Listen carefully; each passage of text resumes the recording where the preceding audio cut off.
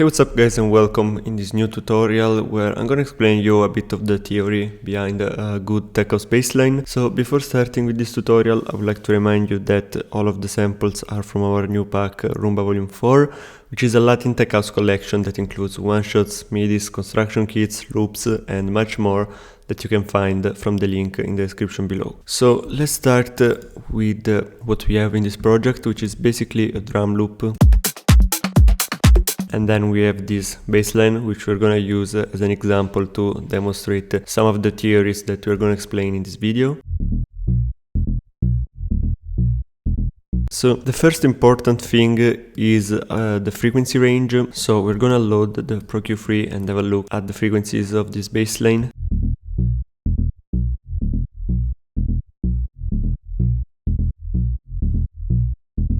So the important part of baseline is the foundation. So you want to make sure to have some frequencies between the 30 and the 60 Hz. So here we have the 30, which is around C1, and then we have the 60, which is around C2. So inside of this range you want to have much of the body of the baseline. You don't want to go that low because actually we can't really hear the frequencies below that. As you can see also on the ProQ3, these notes are kind of more dark than the rest of the notes, also here at the top. And I'm gonna show you an example of this. So I'm gonna add a low cut.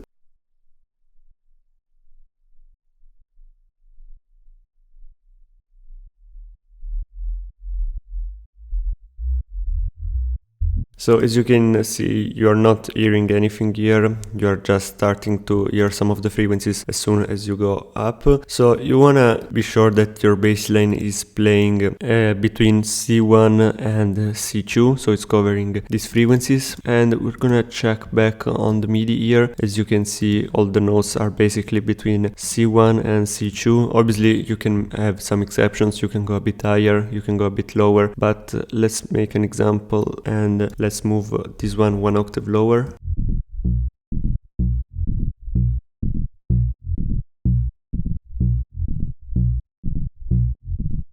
Yeah, it becomes really difficult to hear them, and also the synthesizer has some problems with the preset. So really important, the frequency range. And then let's move on and talk a bit about the sound design behind a great tech house baseline. So the first thing that we're gonna focus is the envelope. So there are two things that you wanna make sure, and they mostly concern the decay and the sustain. So let's have a listen to the baseline first.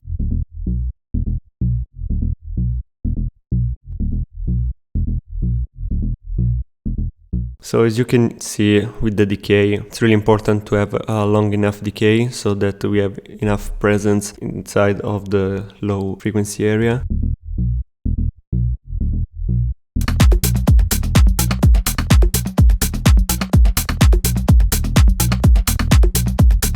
If you go below a certain value, it becomes way too thin. Another way that we can do that is by increasing the sustain and reducing a bit the decay and adding some release.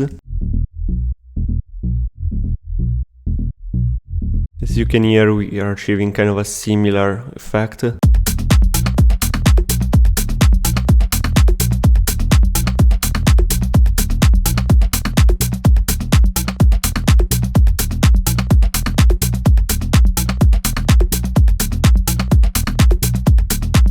Yeah, something like this. So be sure to have a long enough decay, or you can increase the sustain, reduce a bit of the decay, and add some release. Next important part as of the sound design is the type of waveform that we're using. So as you can see here, we have a couple of square waves, and then we have this other oscillator B, which is working like an upper layer. As you can see here, the main sound is coming from this basic shape, which is at -1 octave. Then we have a bit of the sub, and then we have this mini bass, which is adding some more harmonics. And here the best shapes that you can use to achieve this kind of baseline are the square wave. If we switch here, we mute the sub and we go for a saw wave, you can hear that we are missing some body to the baseline.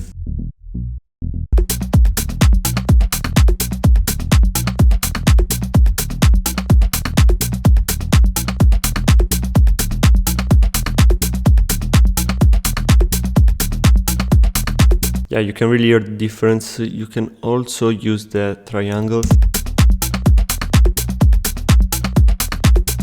See how it sounds much weaker than with the square wave. Obviously here we are using the sub to add some more harmonics on an higher octave, but like the base of the sound is this basic shape, so really important to work on a square wave if you want to achieve this particular kind of bassline. Then obviously you can layer it, for example, with the top bassline, and there you can have a saw wave. So let's do a quick example here. So we're gonna put the saw wave here. We are going one octave higher. I'm adding a filter to cut the lows.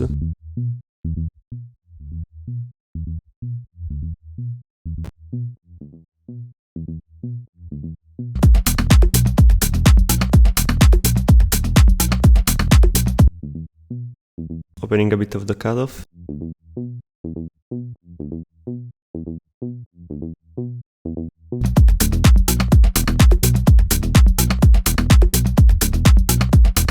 So yeah, like the saw wave, it's a bit more useful for this kind of top bassline and layering purposes, but for the foundation I always like to go with the square wave for this type of bassline. You can also use some sine waves if you want to have more of a subby bassline, but if you like something with a bit more presence, then square wave is the way to go. Another important part is the filtering, so let's disable the filter here.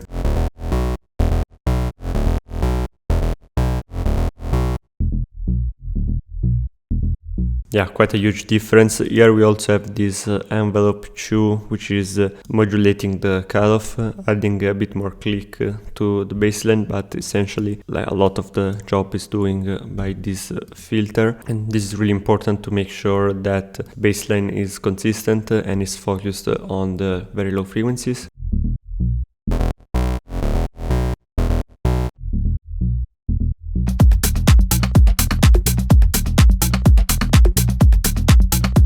Yeah, and that's all for the sound design and more of the theoretical aspect of the bassline. Then obviously you can edit and add some effects as you like. I always recommend to add some saturation and some compression, which are kind of the essentials that you're gonna need on a bassline. So we're gonna start with the saturation.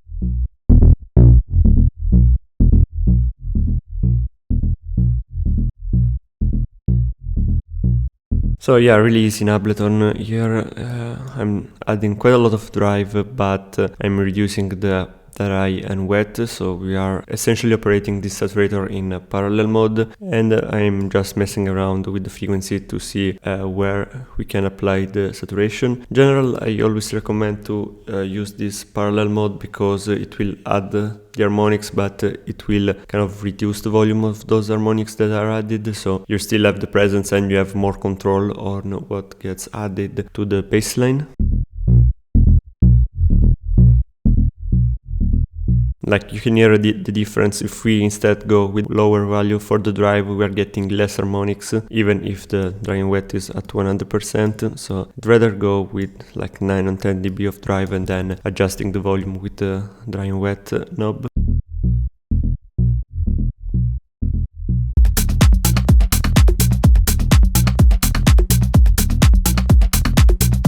And then the final part is a compressor. As for the settings, you can leave the standard settings on, then it really depends on the bassline. Usually medium to slow attack, medium to slow release works well, but you might have some more punchy bassline where you want to reduce the attack, and then you should go with a faster attack. Usually leave them like this and do 2 to 3 dB of gain reduction.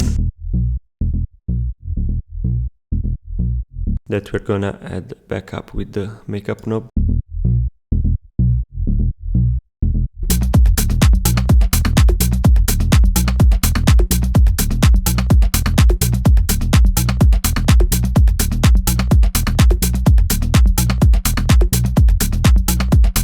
And basically this is a bit of the theoretical aspect behind a good tech house bassline. Don't forget to check out Roomba Volume 4 from the link in the description below. Let us know what tutorials would you like to see next, and I'll see you soon. Bye!